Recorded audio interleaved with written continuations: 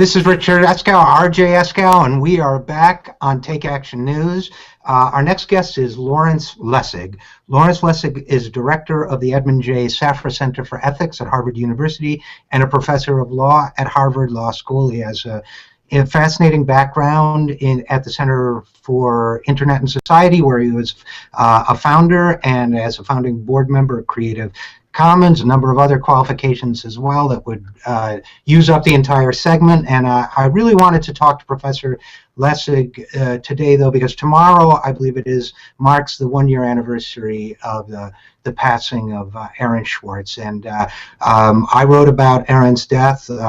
Professor Lessig, who knew him well, wrote at length about it, and I wanted to make sure, number one, that Aaron was remembered this week, and number two, that we keep the causes that Aaron fought for going. So, Professor Lessig, thanks so much for joining us. Yeah, I'm very glad to be here with you.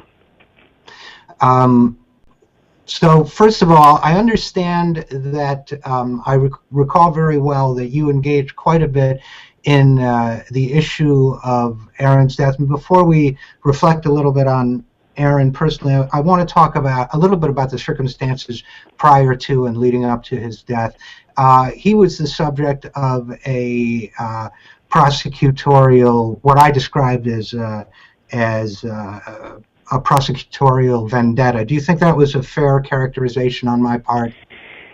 Yeah, I mean, it's not so much against him, but it's against a certain, hacker class who the government is either unwilling or incapable of making obvious distinctions between people who are out there doing real harm, stealing credit card data and identities, and people who are out there trying to do good. And whether you believe or agree with what Aaron did or not, nobody could believe that what he was doing was trying to do harm. And the failure of the government to see that distinction is really what's extraordinary about the prosecution. Well, you said the government is either incapable or unwilling. Based on your review of the case that they had put together and the public statements they have made, I suspect you may have a theory about whether it was inability or unwillingness on their part. Do you? And what are your thoughts on that?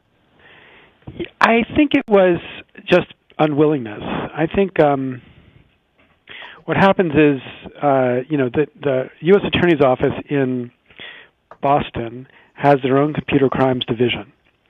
And as people who know the office say, they just got too many lawyers.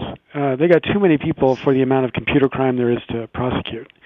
So I think that when this case came across their desk, they were more interested in demonstrating the extraordinary power of their computer crimes division than they were in thinking about what the ultimate and real justice here is. And that's, obviously wrong, and it turned out to be tragic given what happened after that decision. Well, I tend to think of these events, and then we'll pivot to another topic, but I want your thoughts, if I may. I tend to interpret events like these in the context of economic and social forces, and I know there's a fair amount of back and forth between prosecutors in the copyright and technology areas and private firms representing corporations in the copyright and technology areas. Could it be that one or more prosecutors wanted to prove their bona fides in this area for career reasons, either within or government or outside of government, and that may have led to a culture, rather than singling out individuals, a culture in which one is encouraged to make an example of someone like Aaron? I don't think that there, was a career objective beyond just being a successful prosecutor. I think the problem is what it means to be a successful prosecutor isn't necessarily connected to the conceptions of justice and proportionality that most Americans have. So, being the tough guy, having a press conference, as the U.S. Attorney did when the case was announced, threatening up to 35 years in prison for the crime which Aaron committed, that's the kind of fraternity-like attitude that the U.S. Attorney's Office displayed in this case that I think ultimately was so consequential in leading to the tragic result. You know, Aaron was in my impression, you knew him far better than I, was a sensitive human being and a talented human being and a committed human being. One of the things that was so admirable about him was that he really wanted to bring a humanity to technology and to the discussion of technology.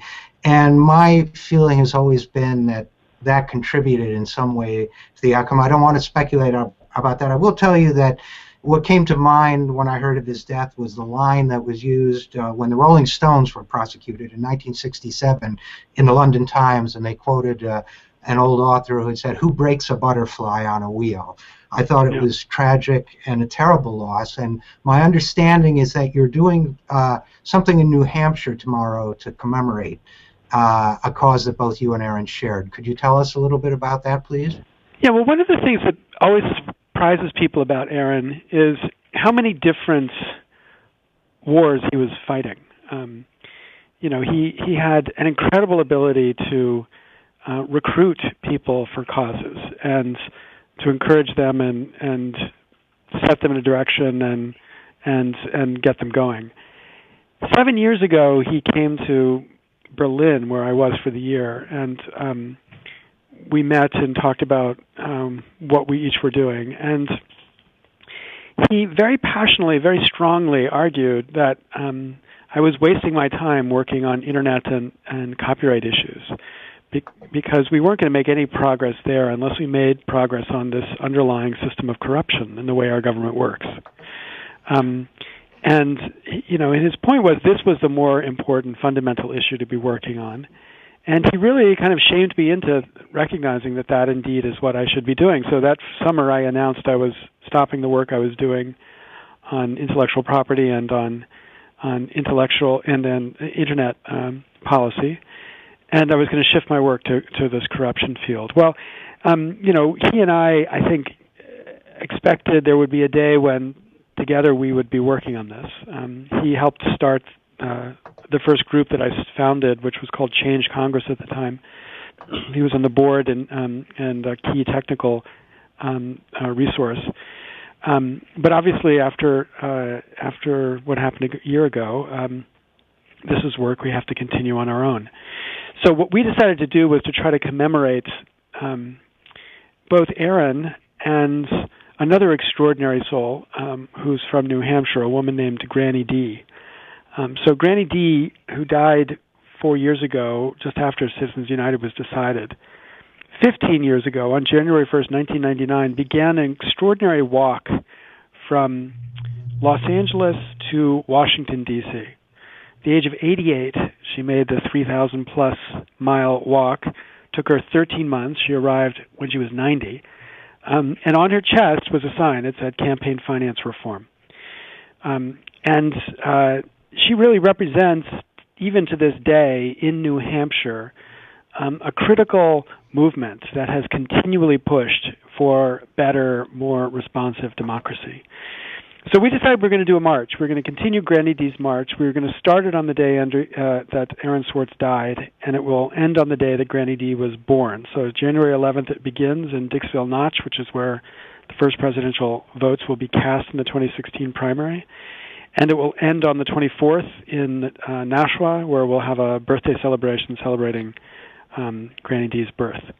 And along the way, we're going to be recruiting people to the cause that Aaron recruited me to 7 years ago, because we believe that New Hampshire has the chance, really has the opportunity to change the game in the way that American politics works. If only citizens in New Hampshire take the responsibility to turn the tables on the candidates and say, hey, this is what I want to talk about. This is what I want to hear you talk about.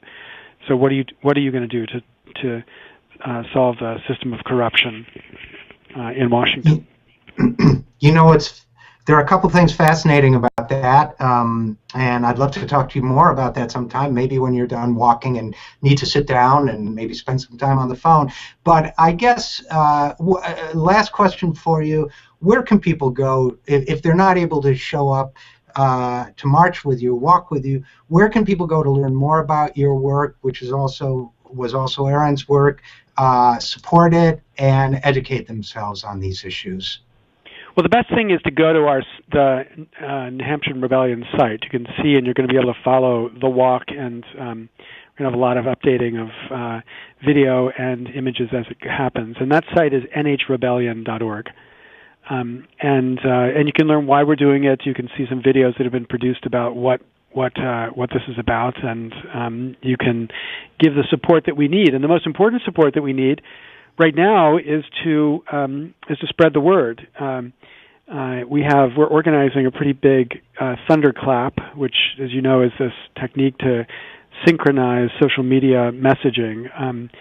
And if you go to bit.ly/thunder lowercase and then NHR uppercase, you can be taken to the thunderclap for this and join the 3 million plus circulation that will happen on Saturday at noon. But if you go to our website, just sharing this information with people is really critical, because this has got to be a grassroots movement. Okay, well, we're out of time, and I'm going to encourage our folks to go to your website. I'll be following you guys myself, and best of luck in keeping up this great work, and what a wonderful way to honor Aaron. So thanks so much for being with us. Thank you.